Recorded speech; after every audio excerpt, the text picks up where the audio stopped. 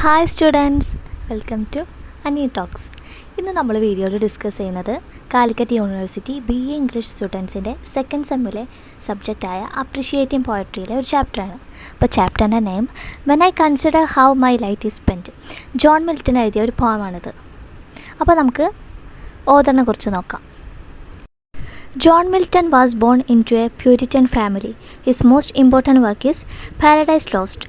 It is an epic in which the poet tries to justify the ways of God to man.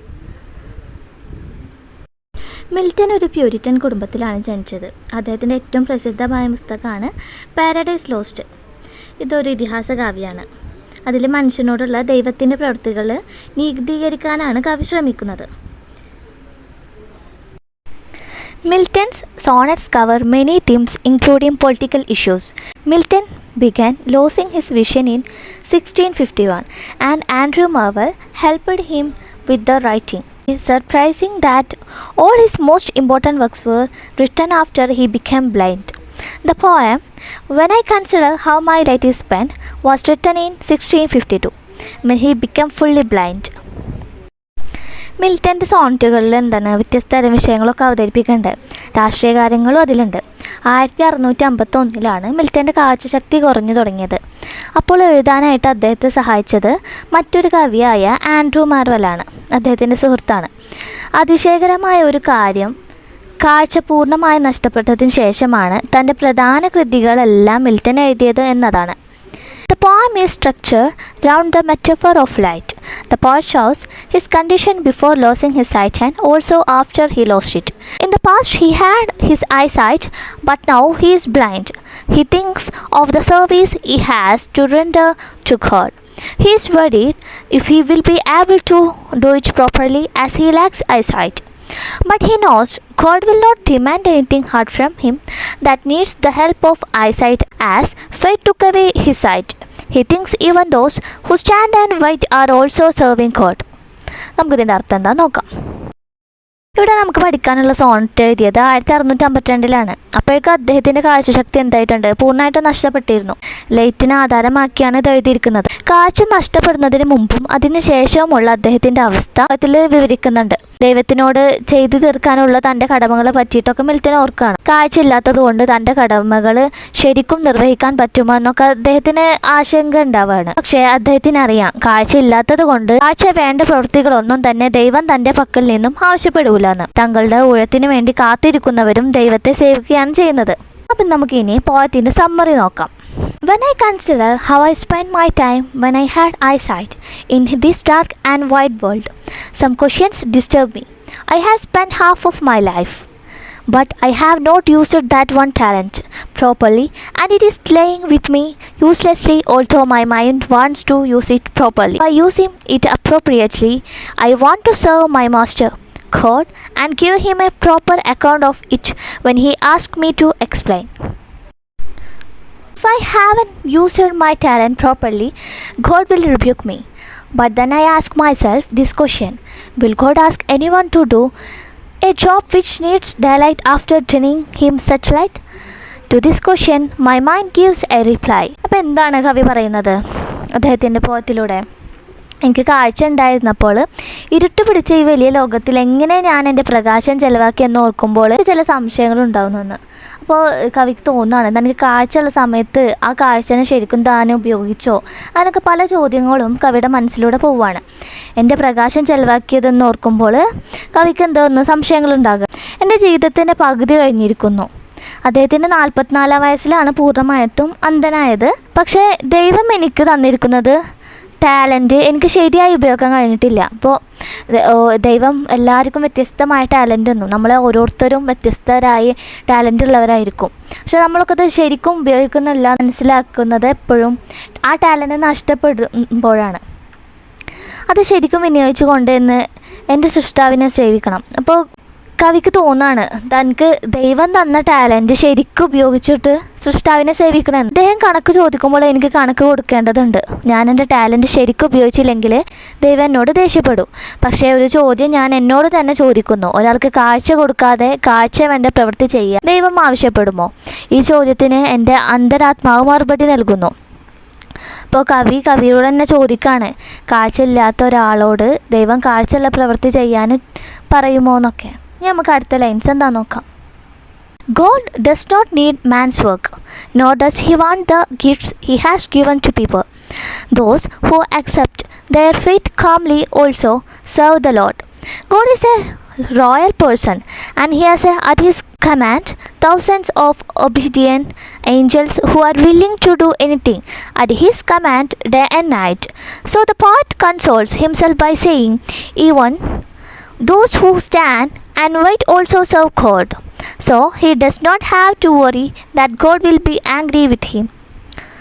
ദൈവത്തിന് മനുഷ്യൻ്റെ പ്രയത്നം വേണ്ട, താൻ കൊടുത്തിരിക്കുന്ന ടാലൻറ്റുകളും വേണ്ട. ദൈവത്തിന് മനുഷ്യൻ്റെ പ്രയത്നവും വേണ്ട, ദൈവം എന്താണ് മനുഷ്യർക്ക് കൊടുത്തിരിക്കുന്നത് ആ ടാലൻറ്റുകളും വേണ്ട. തങ്ങളുടെ വിധി ശാന്തമായി സ്വീകരിക്കുന്നവരും ദൈവത്തെ സേവിക്കുകയാണ്. ദൈവം ഒരു മഹാരാജാവാണ്. 10,000-കണക്കിന് മാലാഖമാർ അദ്ദേഹത്തിൻ്റെ ആജ്ഞകൾ നിർവഹിക്കാനായി രാവ് പകലു കരയിലും സമുദ്രങ്ങളിലും സജ്ജരായി നിൽക്കുന്നു. അങ്ങനെ കവി സമാധാനപ്പെടുകയാണ്. തൻ്റെ ഊഴം കാത്തു നിൽക്കുന്നവരും ദൈവത്തെ സേവിക്കുന്നു. അതുകൊണ്ട് ദൈവം കോപിക്കുമെന്നോർത്ത് തനിക്ക് ആകുലപ്പെടേണ്ടതില്ല. അപ്പോൾ കവി പറയുന്നത് ദൈവത്തിനൊരിക്കലും തൻ്റെ ടാലൻ്റ് ആവശ്യമായി വരൂല. അത് ആലോചിച്ച് കവി സമാധാനപ്പെടുകയാണ്. കഥയുടെ അവസാനത്തിൽ കവി സ്വയം സമാധാനിക്കപ്പെടുകയാണ്. ദൈവത്തിന് തൻ്റെ ടാലൻറ്റുകളൊന്നും ദൈവം ചോദിക്കൂല, ദൈവത്തിന് അത് ആവശ്യമായി വരൂല എന്നൊക്കെ. ഇനി നമുക്ക് ഈ പാഠഭാഗത്തിൻ്റെ ക്വസ്റ്റ്യൻ ആൻസേഴ്സ് നോക്കാം. 2 or 3 സെൻറ്റൻസിൽ എഴുതേണ്ട ക്വസ്റ്റ്യൻസ് ആണ് ആദ്യം നോക്കുന്നത്. അപ്പോൾ ഒന്നാമത്തെ ക്വസ്റ്റ്യൻ എന്താ നോക്കാം. What is the reply given by patience to the poet? ക്ഷമ കവിയോട് എന്തുത്തരമാണ് നൽകുന്നത്? അപ്പോൾ ആൻസർ എന്താണെന്ന് നോക്കാം. The reply given by patience to the poet is, God does not need man's work or his own gifts. They serve God best who bear their mild yoke. God's state is kingly. There are thousands at his command over land and ocean. They also serve God who stand and wait. അതായത് ക്ഷമ കവിക്ക് നൽകുന്ന മറുപടി എന്താണെന്ന് വെച്ചാൽ, മനുഷ്യൻ്റെ പ്രയത്നങ്ങളൊന്നും ദൈവത്തിന് ആവശ്യമായി വരില്ല. അവിടെ നിന്ന് തന്നെ സമ്മാനങ്ങളും തിരികെ വേണ്ട. അതായത് ദൈവം തന്ന സമ്മാനങ്ങളൊന്നും ദൈവത്തിന് തിരികെ വേണ്ട. തൻ്റെ ഭാരം സന്തോഷത്തോടെ ചുമക്കുന്നവരും ദൈവത്തെ സേവിക്കുന്നു. ദൈവത്തിന് 1000-കണക്കിന് മാലാഖമാർ കരയിലും സമുദ്രങ്ങളിലും ആജ്ഞകൾ പാലിക്കാൻ റെഡിയായിട്ട് നിൽക്കുന്നുണ്ട്. തൻ്റെ ഊഴം കാത്തു നിൽക്കുന്നവരും ദൈവത്തെ സ്നേഹിക്കുന്നു. ക്വസ്റ്റ്യൻ എന്താ നോക്കാം. Mention 1 example of personification in the poem. അപ്പോൾ കവിതയിൽ പേഴ്സോണിഫിക്കേഷൻ ഒരു എക്സാമ്പിൾ കൊടുക്കാനാണ് അടുത്ത ക്വസ്റ്റ്യന്. അപ്പോൾ ആൻസർ എന്താണെന്ന് വെച്ചാൽ, 1 example is death, like a thief, hiding the talent. Another example is patience giving a reply to the question put by the poet. ഒരു ഉദാഹരണം മരണമാണ്, കള്ളനെ പോലെ ടാലൻറ്റ് ഒളിപ്പിക്കുന്നവന്. മറ്റൊരു ഉദാഹരണം ക്ഷമയാണ്. കവിയുടെ ചോദ്യങ്ങൾക്ക് ക്ഷമയാണ് മറുപടി നൽകുന്നത്. ഇനി മൂന്നാമത്തെ ക്വസ്റ്റ്യൻ എന്താണെന്ന് നോക്കാം. What are the meaning of the word talent? ടാലൻറ്റിൻ്റെ വിവിധ അർത്ഥങ്ങൾ എന്താണെന്ന് വിശദീകരിക്കാനാണ്. അപ്പോൾ നോക്കാം നമുക്ക് എന്താണ് അതിൻ്റെ ആൻസർ എന്ന്. It can mean an amount of money, and it can also mean our special gifts or abilities like the talent to sing, dance, act, or even the gifts of understanding things properly. എന്നുവെച്ചാൽ അതിന് 2 അർത്ഥങ്ങളുണ്ട്. ഒന്ന്, ഒരു തുക എന്നും നമ്മുടെ കഴിവുകളെന്നും. ഒന്നാമത്തെ അർത്ഥം അതൊരു തുക, നമ്മുടെ ഒരു സമ്പാദ്യം എന്ന രീതിക്കും. രണ്ടാമത്തത് നമ്മുടെ കഴിവുകളെന്നാണ്.